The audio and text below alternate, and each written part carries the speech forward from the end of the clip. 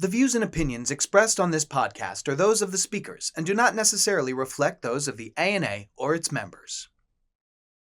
On today's episode of On Scope, Jay Mandel, founder of the Marketing Accountability Council, explains why marketer burnout is less about busy schedules and more about On today's episode of On Scope, Jay Mandel, founder of the Marketing Accountability Council, explains why marketer burnout is less about busy schedules and more about a lack of meaning. And this week in ANA Magazine, are you ready to enter the brave new world of zero-click search?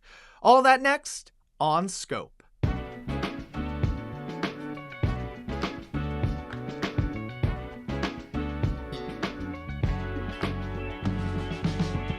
Oh, mio mio, this is another episode of On Scope, the marketing podcast, brought to you by the ANA and powered by Odyssey, a leading audio streaming platform. You can get your favorite podcasts, you can get your favorite music, you can get your favorite entertainment, all on the Odyssey app. I am your host, Mike Berberich, and with me as always, producer and creator, might I add, of On Scope, Ryan Dinger. Ryan, it's always a good day in the neighborhood when you're around, buddy. Oh, well, I'm glad you think so. I'm happy to be here. Another great episode of On Scope. I kind of forgot I created this thing, you know? Yeah, so man. Thanks for reminding me there. Might have bit off a little bit more than we can chew, but we're powering forward. Yeah, no, I'm just kidding. Yeah. Come on now. This is a dream come true, That's buddy. That's right. So, like you said, we've got a fantastic episode. Chock full of insights. Kind of seems like that happens every week. But this one is really cool. We're going to zoom way out and look beyond the symptoms to the root causes of why so many of us in this industry are feeling burnt out. Yes. One of the things is there's always something new we need to wrap our heads around. Mm-hmm. And we're helping out in that area with a little segment I like to call This Week in ANA Magazine. It's time for another edition of This Week in ANA Magazine, and that, of course, means we welcome back to the studio the one, the only, Matthew Schwartz, Director of Content and Editorial Development here at the ANA and the editor of our fine publication. Matthew, you're always bringing the goods. What have you got to chat about this week? Well, nice to see you, Mike. Likewise. Last week, ANA published an article that asks marketers a fairly Socratic question, which is the running over? And by that I mean, are marketers ready to stop furiously chasing blue links in their search queries and start to embrace the brave new world of zero-click search? The article provides some answers as well as some strategies on how marketers sync with so-called large language models, or LLMs, that absorb much more content and information about a brand than humans ever could. Well, I mean, this is certainly an accelerating trend and one that CMOs and marketers need to pay close attention. That is why it's no surprise ANA Magazine's all over this. Before we continue, I'd like to do just a little level setting for our listeners. For the uninitiated, zero-click search refers to a search engine result in which the user's query is answered directly on the search result page without the need to click any links, powered by artificial intelligence. Now, as the article points out, zero-click is starting to eclipse what we have all been conditioned to chase for the last 20 years, the top result on a Google search. Nothing lasts forever, am I right, my friend? You got it, buddy. Cracks in Google's dominance are starting to show, with the company's market share of search dropping below 90% for the first time in a decade earlier this year. What's more, a Bain survey found that 80% of consumers now rely on AI summaries for 40% of their searches. Add it all up, and we may be on the cusp of dramatic change that marketers need to stay abreast of. Yeah, the industry's always talking about big change this, big change that. This feels like it could be downright seismic. Yeah, good word. Yeah, well, I appreciate it. I mean, you're bringing me the insights. These are just my reactions as they come to them. But one thing I'd like to do is actually zoom the camera back a little bit. What is the overall take when it comes to how marketers develop and sustain a zero-click marketing strategy. The change is one thing. What the heck are we going to do about this? Sure. Generating AI visibility via search is based on 3 factors. Call it the Holy Trinity. Community, content, and communications. That's according to Jordan Lashensky, head of strategy and insights at marketing agency Codeword. In a nutshell, it's how to drive visibility over traffic in search. I mean, that is a salient point. Like, unlike the dopamine hit that tends to accompany traditional search, zero-click search is a much more holistic exercise. No doubt. Karen Bennett, U.S. Managing Director at digital marketing agency Jellyfish, put it well when she told A&A Magazine, marketers focus on what feels urgent today rather than how the market and consumer behaviors are developing. She adds that for marketers, the misunderstanding lies in thinking AI search is a minor shift in search engine optimization mechanics, when in fact it represents a fundamental reshaping of discovery and decision-making. That is actually what I've been hearing around the industry, is you cannot be thinking about this as the next level of SEO. You kind of have to wipe the slate clean and really come to this with fresh eyes. So that's amazing that that is included in the article.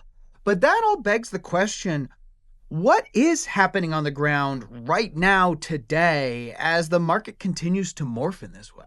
Well, Mike, some marketers are getting creative with how they scale new content and retrofit old assets to optimize their search strategies.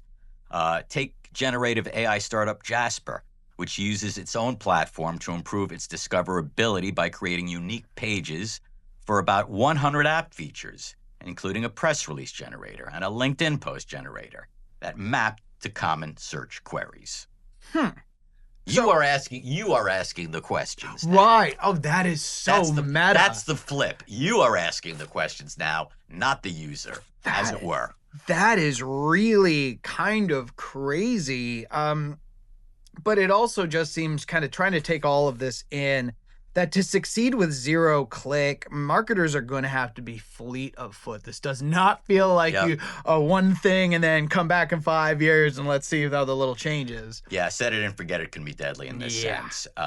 Indeed. Navigating the shift requires marketers to foster rapid testing and be able to quickly redeploy their resources within a shorter period than previously.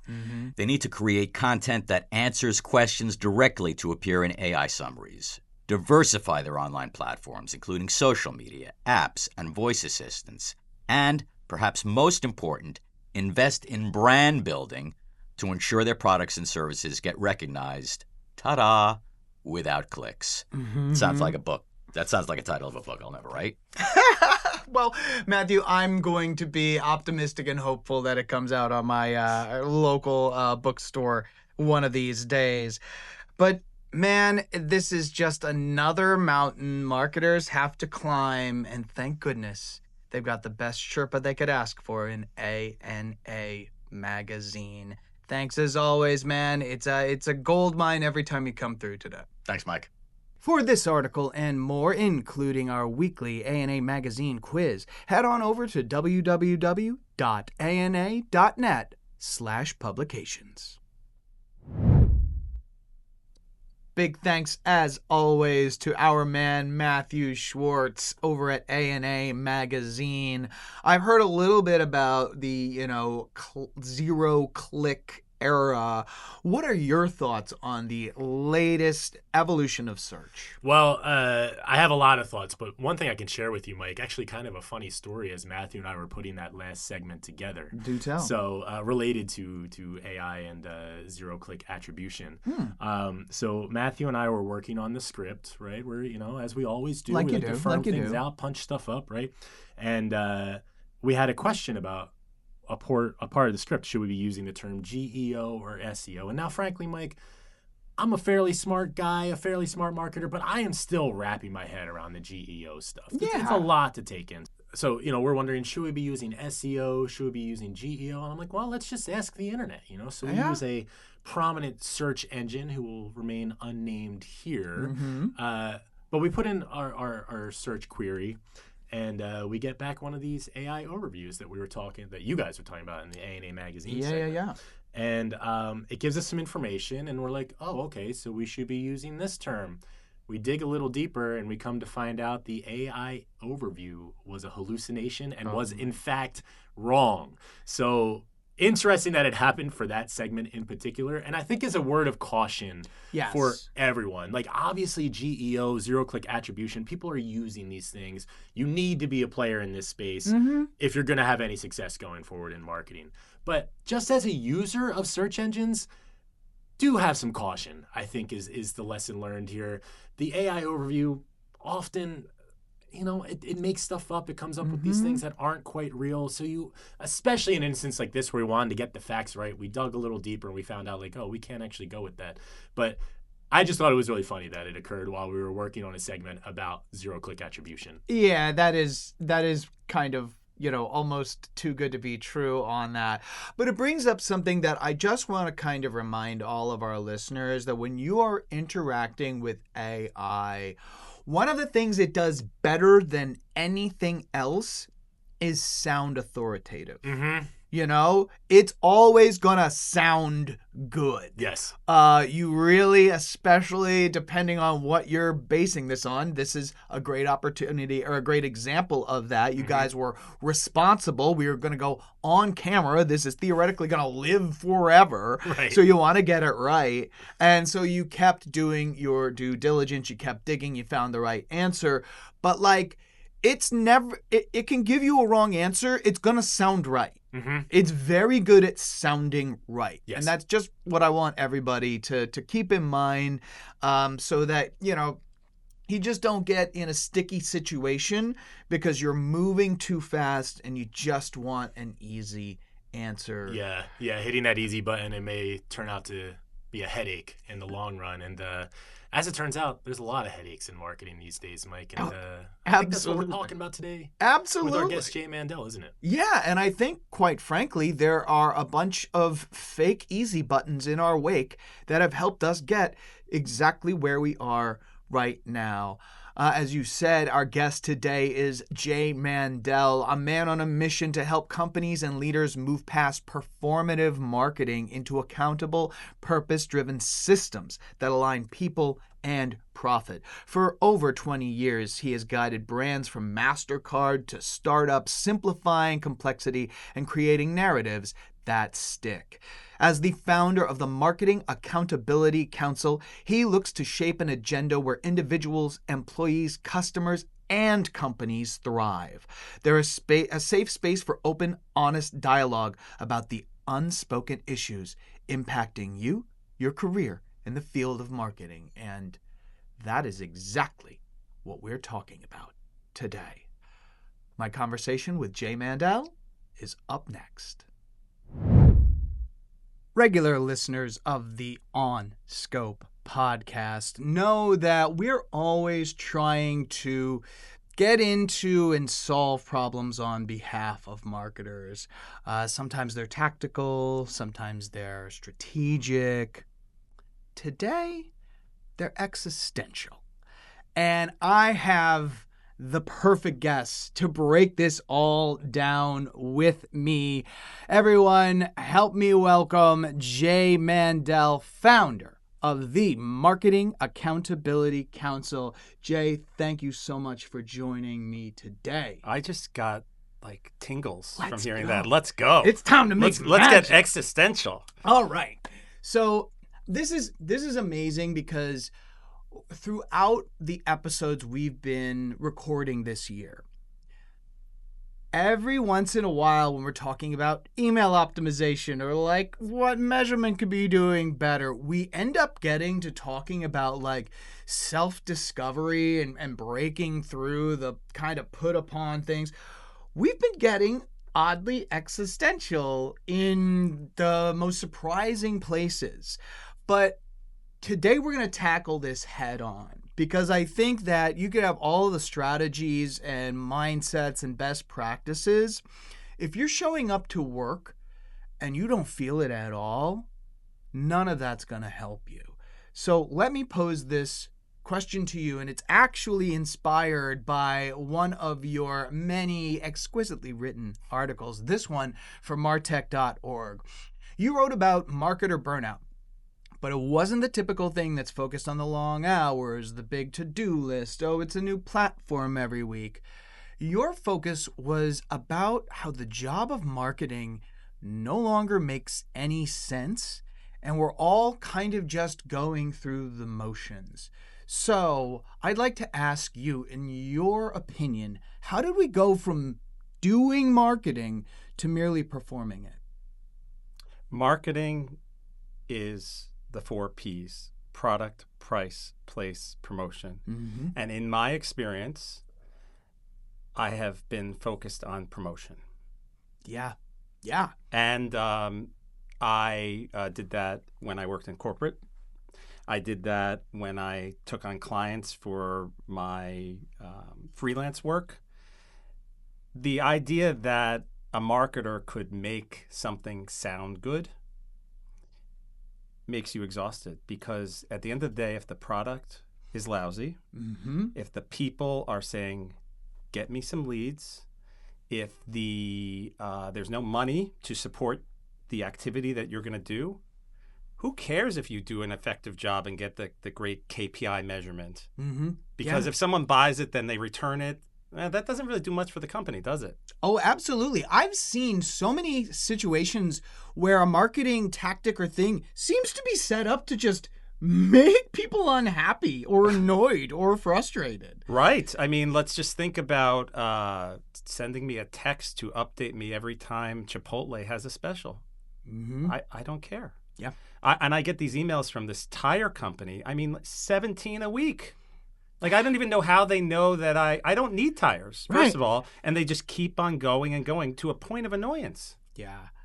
And if they're somebody you've done business with, and if they're not, that's just a crazy cadence for tires. But if they are, shouldn't they have a ballpark of when you might actually be in the market? You know, if something catastrophic doesn't happen to a tire? No, you should spray and pray and just hope that someone needs that tire. And then when they look at their spam box and their email, they see your tire. You know, how many times, and by the way, the tire company isn't even trying to sell tires. They're trying to sell financing and this and that. Yeah. It's a bunch of distractions. Mm-hmm. Yeah, absolutely. And, you know, you're talking before about the 4 Ps. Not only is marketing not focused on them, sometimes they're kept away very deliberately. Those things. The marketers that I've worked with do not have a seat at the table. At big companies, we were looked at the stepchild of the company. The decisions were made, then send it to marketing and have them do the work. Yeah. That is not cool, to be honest, and it has always bothered me. I would see things in my big corporate jobs, and I'm like, I want to do something about that. Stay in your lane. Mm-hmm. Stay in your lane. Yeah. You're in charge of social. Why are you talking about product? Yeah. So one quote that gets brought up over and over and over here, and I think it's a little too general. We haven't been able to find the person who originally said it, but a brand is every touch point you have with the customer, full stop.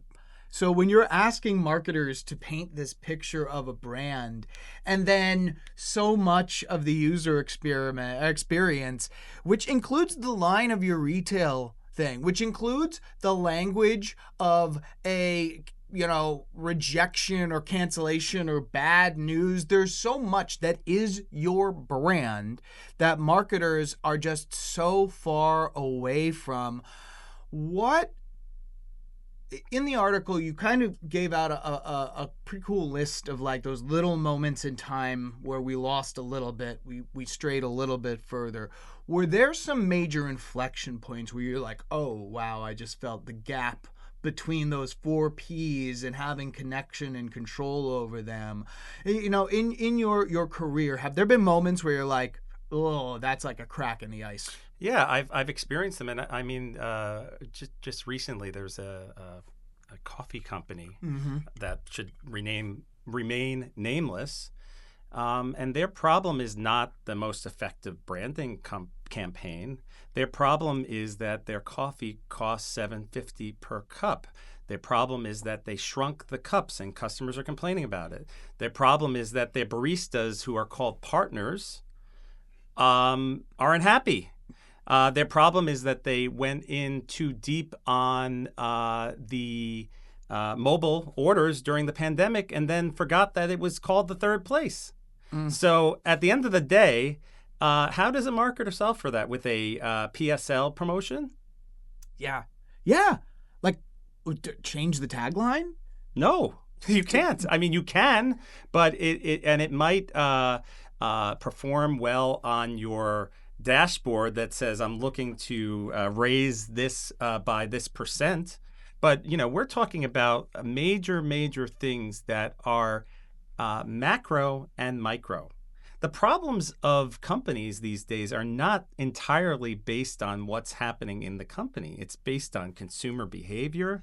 It's based on how they feel. It's based on how they act. It's based on what they want, what they need, how much money they have to spend, or how little they have to spend. Mm-hmm. And I saw the CEO of Best Buy, or CMO of Best Buy, talking and saying that one of the problems that they're having is that a lot of the items that they have are too expensive for most of their consumers. So they're trying to create a variety of pricing that says that I come into Best Buy and I will find something that fits my budget. That's not the only problem, because they have a little competitor that has figured something out that maybe they can merge with. Who knows? But at the end of the day, yeah, these companies need to figure out what is it that the customer is looking for, what is it that the customer needs, and where can I meet the customer where they are? Because if the customer doesn't have money, that's not cool. And if the customer doesn't have money and you keep on offering a pay over time, or 24 months no payments, or no pay. I saw a car ad last night that says, if you lease now, you won't have to start paying till next year. Well, that's oh my God. Well, we don't have, whenever this, I don't know if when this is coming out, but if the new year is 2 months away, then that's a trick. Yes. Don't if you can think? Calculate it in hours, that's not really the offer that it's you're not really, making so you signed the lease and you're like, oh, I won't pay for the year. And then it's 2 months later and you're paying. Yeah, that's so I want to actually keep going along this line, because it seems to be getting worse. And you referred to the kind of macro of this in another article as the grift economy. And I would love to kind of just dip our toes into there for a moment, because there's something that I have been noticing and has been really frustrating that kind of really coincides like side by side with this. So I just like to chop it up for a moment. Let's chop it up. It seems like every new business is becoming more and more exploitative. From heated car seats behind subscriptions to manufactured scarcity to some of the things that you've been talking. Oh, you just made the container smaller and hope nobody would notice. Like these are your strategies. So all of this is eroding consumer trust more quickly than ever. Short-termism is one thing. This feels downright self-destructive. It feels like we're creating a system where having a great product and service that your customers love, that you have effectively communicated to them, is no longer good enough. Like, that's no longer good enough for being caught up in this wave of, I just don't even know it. I think the grift economy is a perfect way to put it. Who does this trend help, and why is it continuing unabated? It's continuing because people profit from it. At the end of the day, look at the Red Lobster story and what happened to Red Lobster. Yeah. I mean, as a company, people talked about endless shrimp as the reason for their downfall. But it turns out that the company that owned Red Lobster at the time was the one that was making the shrimp. Yep. So, okay, so maybe they're losing money on the shrimp, but guess who's gaining on the shrimp? Guess who's gaining if they raise the rents on the location? Which they did. Which they did. So that's one example that says, okay, we don't have to get into private equity and this and that, but if the ownership's goals and incentives are anti-consumer, it's like a shell game. It's like, it's like if you watch The Sopranos and you watch a TV show and it's like, that Italian restaurant is not really an Italian restaurant, right? I think that a lot of companies are doing the same kind of behavior. Yeah. Yeah. It's that is wild to me because like, is it just like a smash and grab game? Because like at a certain point, we're going to hit a wall. Well, I mean, what happens is there's entrepreneurs, and I'm an entrepreneur, and I understand what it is to create something with full integrity. And I've watched people create something that is their pride and joy. And then I've watched them sell it. And once it's sold, it becomes a fraction of what the intention was. And people could say, hey, you shouldn't have sold it. Even if there are clauses in the contract that says we will not touch this, this, this, and this. At the end of the day, if you don't own what you're creating, what the people are buying is the brand equity. And so if you look at a razor company, for example, and the razor company used to make a steel razor or a steel handle, and then it all of a sudden becomes plastic. How many consumers are going to notice? I read the Reddit things, and Reddit points it all out, saying, I bought this razor 2 years ago, now I bought it this year, and it doesn't feel right. And I think increasingly, consumers are speaking out, and consumers are acting with their wallets. So, the brands, they just become a fraction of what they were, and as long as money's coming in the short term, it's all good. And if you look at some of the marketers that are in these roles, like, what is the incentive for any marketer to do a multi-year infrastructure project to help something, there isn't much of a concern because like, just look at the landscape. Look at media today. You have Paramount that's talking to Warner Brothers. That's that's Amazon. That's this and that. So if you were working to build infrastructure at one of those media companies, and you know that this company is ripe for being taken over, and if it was taken over, that infrastructure gets gobbled up. That's progress in some ways, but in other ways, it's sad. Mm-hmm. Yeah, well, I mean, the idea, it's almost like the concept of business is just fading further and further into the background. You are an entity, you're an organization, you're a conglomeration, you're a corporation, you're a merger, you're a holding company, you're a this or a that. You're less and less and less a business, I feel You're less and less and less a business. And I noticed something when I was watching, my girlfriend likes to watch Criminal Minds. And there is a network on TV, I think it's called We. But I don't even know what we means. Mm-hmm. And they just show over and over and over again episodes of Criminal Minds. Yep. Okay, so we're watching last night, and I saw an ad for Chevrolet. I saw an ad for Buick. Name another GM company. That doesn't really matter. But right. At the end of the day, I realized that the ads that were purchased were just economies of scale for GM. So 3, 4, 5 car ads from seemingly different companies, but they're all the same. Look at what Unilever does. Look at what Procter & Gamble does. So you're going to see an ad for Gain. You're going to see an ad for Bounce. Mm-hmm. You're going to see an ad for Tide, all in the same commercial break. And most consumers are unaware that these are all the same company. And when they buy the media is being bought cheaply because they're buying so much, and they're just presenting it in different ways. And these are complementary products. What I'm also noticing is like there has to be a reason why people buy products like this. So they're getting a lot more aggressive that says if you save your money on your detergent, you might smell. Yeah. Like that's what the positioning is becoming. Yeah. And then there's, listen, I've never used dryer sheets in my whole life. Like, is that really an essential thing that we need? Yeah, I like to convince myself that it's like a little nicer. It's a little nice. You get a little scent. Maybe a little less static. The data's not there. But the truth is, like, I don't know. Like, There's this guy that created. There's a big Malcolm Gladwell episode. It talks about this guy named Howard Moskowitz, and he did this survey with Ragu, and Ragu offered 1 or 2 types of tomato sauce. This is back in the 80s. And it turns out that they were trying to figure out what the right type of sauce to make is. And they realized that there was no chunky tomato sauce. And everyone that they were serving, they're like, why is there no chunky tomato sauce? And then they realized, okay, that's very interesting. We should probably create chunky tomato sauce. That's how chunky tomato sauce caught on. Howard Moskowitz then worked with Pepsi. And Pepsi was like, we need to create the perfect Pepsi. The reality was that it wasn't about the perfect Pepsis. The conclusion that he came to was you need to create the perfect Pepsis. And that's where you got Pepsi, the Diet Pepsi, Pepsi Max, Pepsi this, Pepsi that. Same thing happened with Lay's potato chips. Same thing happened with this.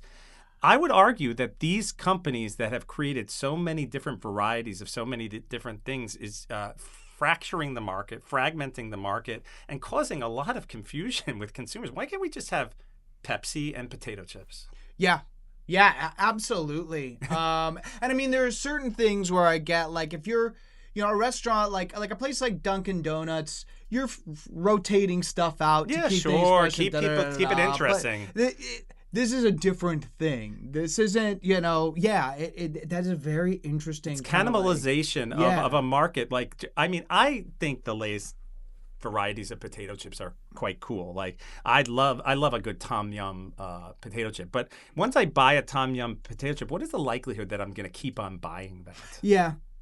So it's so like people buy 1 or 2 or 3, but I don't know if it's serving these companies well, because the way they look at innovation is, instead of coming up with new product categories, they're like, oh, we can create a marshmallow potato chip. And it's like, why don't we test that and see what happens? Right. I actually, the company, I think, was it Nerds? They created candy corn. Really? Like, why would you do that? Really? Yeah. Like, so these things come out, they're on the shelves, and then guess where they end up?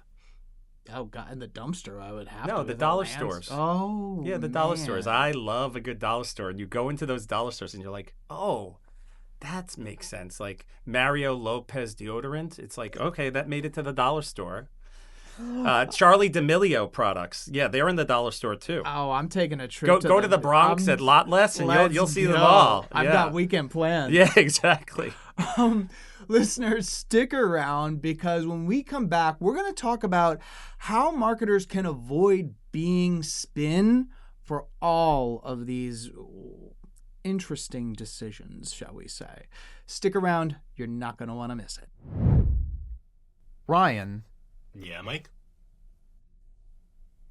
Gotta admit, I'm feeling a little down right now. Oh, man, what's going on?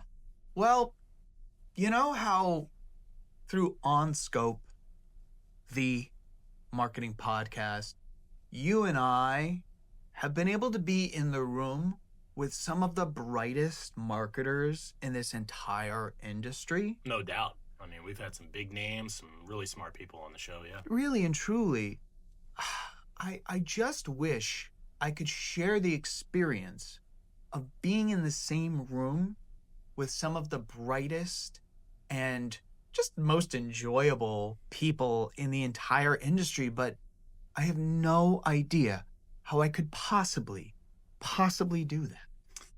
Well, the A&A might have a solution for you, Mike. The who? The A&A. Oh, yeah. Yes. That's us, right? That's us. That's who we work for. What are we up to? Well, as it turns out, Mike, the A&A has over a dozen national industry conferences every year. Wow. Where you can go and be in the same room as the same smart and brilliant CMOs and marketing leaders who we get to talk to week in and week out. Get out of town. Yeah. Which is actually a great opportunity that comes with every national industry Depending on where you live, conference. yes. But more than likely, you will be getting out of town to hit one of our national industry conferences. You know, they're not just events, Mike. They're where the industry agenda gets written. You know, I've heard that before. Yeah, and if you want to be part of writing that agenda, learning what the future of marketing is all about, what the best and brightest minds are doing, how they're thinking about things like AI and data, measurement, and brand creative. I mean, it kind of covers all the different parts of the marketing spectrum. If you're in marketing, there's an A&A event out there that is catered to you. I can guarantee it. I am far too excited to contain myself much longer. So, Ryan, is there some sort of call to action that we can let our listeners know about? Well, this wouldn't be a very good ad read if we didn't have a call to action. Thank goodness. Of course we do. You can see what's upcoming and be in the room with CMOs, leaders, and your peers. I think that's another part of this that we forget. You know, you get to be with peers too. Absolutely. It's a networking opportunity. It's a learning opportunity. You get to let the hair down. Yeah. You know, rub a few of these. Rub a few elbows. That's right. Yep, So if you want to do that, if that sounds good to you, oh my God, and I know it sounds good to you, Mike, you need to visit www.ana.net/conferences and check out our event calendar. I believe 2026 has already been published. This is too crazy. Ryan, did you say www.ana.net/conferences? That's it, Mike. It's very simple. www.ana.net/conferences. You go there, you'll be in the room with the people you want to be with in no time. Guess we'll see you there. And now, back to our show. Listeners, we are back. My guest, Jay Mandel, the founder of the Marketing Accountability Council. Jay, we started this conversation talking about the 4 Ps, talking about how that was marketing's domain, or at least the levers of which it could pull, and how we're down to like 1 P. So how can marketing avoid becoming the spin for their organization's shortcomings when a lot of the time they don't have a say on the product, the operations, or the distribution? Become an entrepreneur. Spit fire. Go. Let them know about it, Jay. At the end of the day, I'm starting a venture right now, and we don't need to get into too much about the venture, but I established the website, I established the brand, I hired the brand person, I defined the product, I defined the manifesto that led to it. If someone does something that I don't like, I could shut it down. So that's where you get full control. The other thing you could potentially do is look very carefully at the kind of company you're working at. Read reviews on Glassdoor. Ask people who have worked there what it's like. Is it very hierarchical and command and control? Is it an older brand? Is it a newer brand? Is it a tech brand? Is it consumer packaged goods brands? There are industry conventions and tools that you can't question if you're a marketing manager in certain places. But if you're in the right place, typically a place that is a little less resourced and a little scrappier, you probably have an opportunity to make that change, as they say. Yeah, and actually this kind of dovetails perfectly into the next thing. Say there is an organization with a purpose that's clear, that's authentic. Like, there are a lot of good things. There are a lot of reasons to kind of fight the good fight. For both leadership and kind of the doers who are agreeing with our conversation right now, what are the steps forward to getting out of this quagmire, or at least starting to have the conversations that could point us into a new direction? I have to imagine there's a sliver of hope if the conditions are right. Jay, what do you say? What do I say? Well, I wrote a book on it. It's called Brand Strategy in 3 Steps. And the 3 steps are identity, intention, and implementation. The book that I wrote started with my core values: candor, curiosity, and collaboration. I love that. If you don't have candor with me, I'm going to tell you, right? I'm going to be curiosity. I'm not going to be curiosity. I'm going to be curious.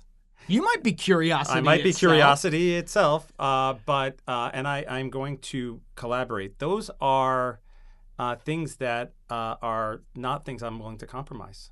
So if you come into an organization and you feel like I keep on saying things and they keep on taking credit for what I do, or I'm trying my hardest, but I never sort of get that time of day. Maybe it's not the right organization for you. And so if you have those values and you are able to create a promise, and so this comes from Seth Godin, my product is for people who believe, I'll focus on people who want, and I promise that engaging with what I make will help you get. If you're able to know what your promise is and tell people what that promise is, that actually creates an environment where either you're fulfilling the promise or you're not. Yeah. But if you don't fulfill that promise and it's not because you didn't tell the people of that, then I guess you're okay, right? Unless they fire you, and then you have to figure it out, right? Mm-hmm. Yeah. Or sorry, they don't fire you. They put you in another department or give you another assignment, right? Rotate you around for a while. Rotate you around, like make you the YouTube. ambassador to some other country or something like that, right? Absolutely. Yeah. Oh, yeah. There's a new channel. You're figuring it out. Yes, Congratulations. Exactly. So, I mean, that's the thing. So, if you're not going to have candor with me, let's say I'm not performing, and then you move me to some new rotation, you don't tell me it's because I didn't meet these expectations. That's not on me. That's on you. Right? Why would you assume if you're not being told? Well, exactly. And I think that's it. So you really have to stand for something. And that's why the book starts out with define your core values, do that personally, then use those values to define what you're going to do for the brand that you're going to work with. Mm-hmm. And again, like I said at the very beginning, a lot of these talks come to self-actuation and things like that. Identity on a personal human level is the most powerful change agent possible. If you want to work out, you have to start thinking of yourself as an athlete. You can't just be like, I got to work out more. You have to internalize, I am an athlete, therefore working out is part of my life. And so, yeah, I think you need to go back to a really foundational level. Well, that's an interesting thing that you say, because at the end of the day, if the marketing and advertising is talking to people and say, you need to use our supplements because you need to lose weight or you want to lose weight, guess what? The reason why people lose weight is it used to be about the idea that you needed to work hard. Now in this world where you could just stab yourself, that's a whole other story.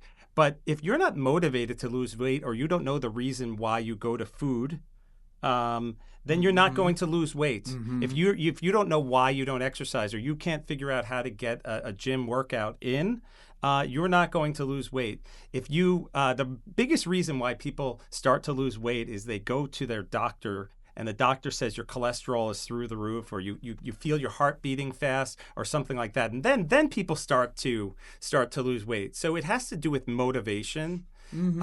And so when we talk existentially about marketing, like that's the kind of stuff I try and uncover. Like, what is the root cause for why people want or need what I'm offering here, mm-hmm. or what the company's offering? And if there's no root cause, or you're just one of many products, what's your reason for being? Yeah. And I mean, taking that analogy one step further, the people who wait until there is some red flag from their doctor to start working on self-improvement, improving their health, on an organizational level, do you really want to wait for a massive problem before you start thinking about a better way forward? No.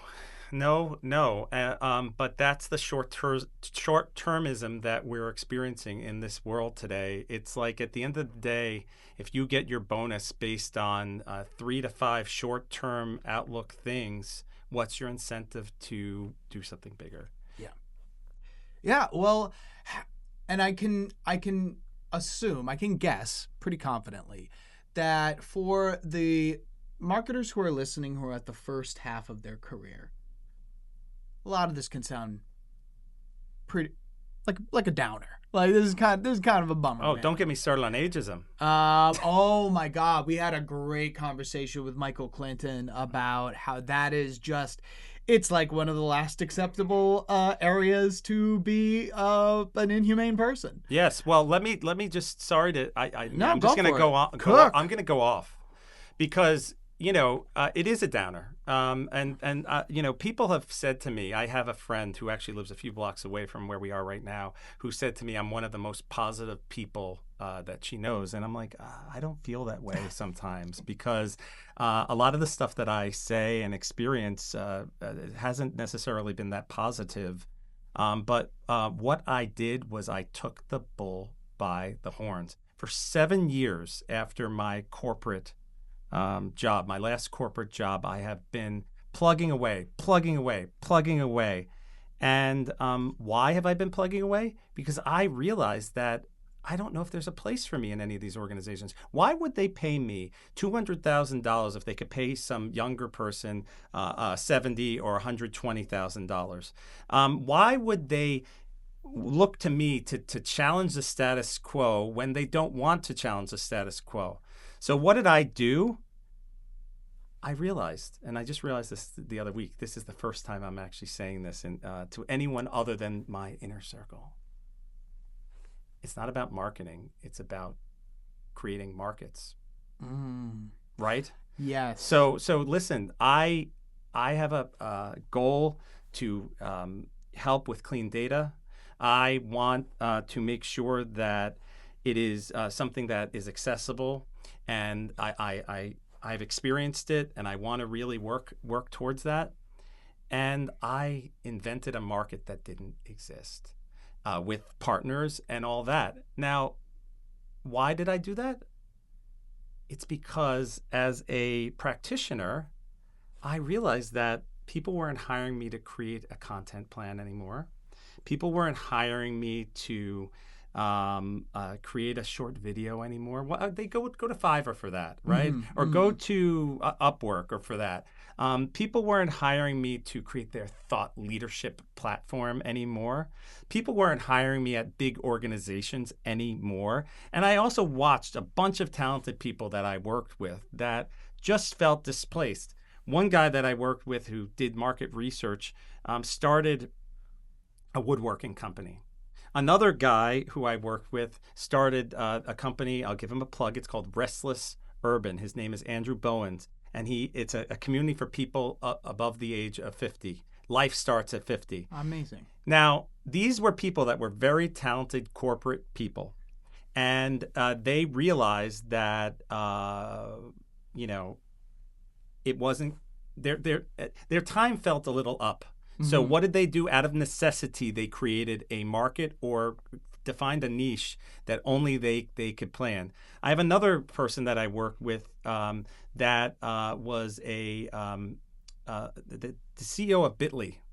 And now he is coaching startups on go-to-market. Very specifically. Like, he's not a coach for everyone. He's a coach for a very specific role. But that's a role that you go back to, like, marketing losing its plot. Like, you don't hear that nearly enough when marketers are talking about what they do.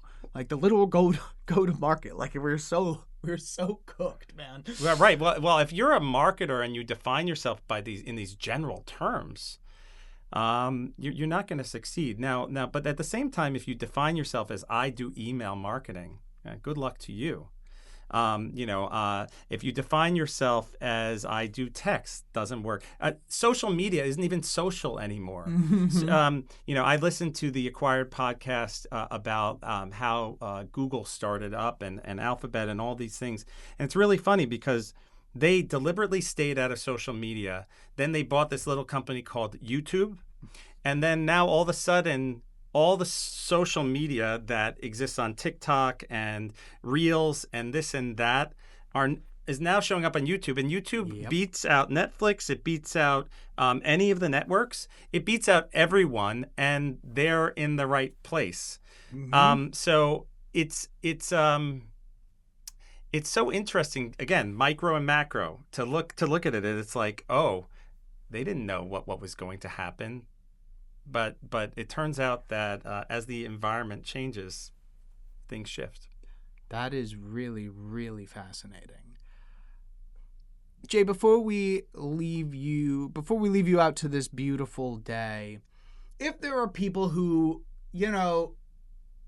can feel the decline, but like that, the corporate setting, working for a large brand, doing that thing, it does kind of make them feel alive inside. It is something that they've really connected to. Do you have advice for, kind of regardless of where you are, up or down the ladder in marketing, to bring this message to the rest of the organization? Is there at least, before you hang your hat up, is there something that you've seen at least makes the rest of the C-suite cock their head a little bit when you're kind of talking about a better way forward? Well, the first thing I'll say is when you start out, you should learn the fundamentals of marketing. There's nothing worse than someone who is a generalist that doesn't really know why things are done and why they aren't done. And there's plenty of opportunity to establish yourself. In my MasterCard years, I traveled, I did the Rugby World Cup, the Open Championship, I established dashboards, I did a lot of things that were afforded to me that I wouldn't be able to do on my own. And I'm very grateful for that. At the end of the day, what you have to do is you have to create something that people know you for. So in my MasterCard years, for example, the team that I was on, under the leadership of Michael Donnelly, who's at the ANA now. Indeed. We created, we brought Domo in and it was the first time as a company that we used dashboards to measure campaigns. We established a consistent social media platform that, instead of everyone posting for themselves, we focused on the technology that was needed, and we brought it in around the world, and we educated people around that. Then after we put the platform in, we're like, oh, what are you saying on these platforms? And we created that. Then we established this thing called the social media moment of the month, and we awarded people for that. And so if you walk around the building and people say, hey, you're the guy that created that, you're gonna do well. And you're gonna meet expectations. And so I guess the goal would be to not take yourself too seriously and not take the company you're working for too seriously, and just sort of like realize that there's certain things that you can control and there's certain things you can't control. And to get existential on you, just remember that two things can be true at the same time. Marketers, what will you be known for? Jay, this was, no surprise, a fantastic conversation. I am so appreciative of you coming through the studio, spitting some fire for our listeners. Fire. It's been a pleasure having you as a guest on Scope. Thank you for having me. Well, everyone, we find ourselves at the end of another episode of On Scope, the marketing podcast.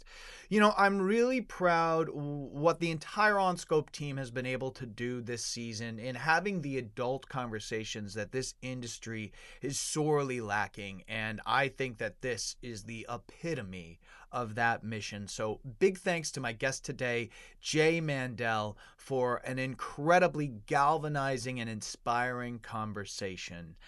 As a reminder, if you have a topic or guest that you'd like to see in a future episode, go ahead and shoot us a note. We would love to hear from you.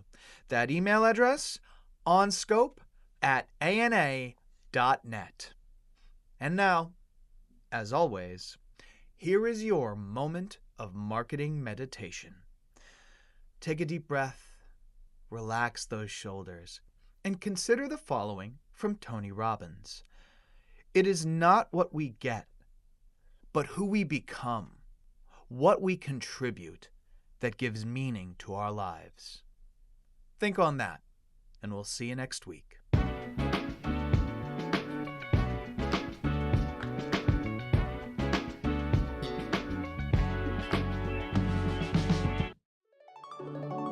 This has been a presentation of ANA Studios.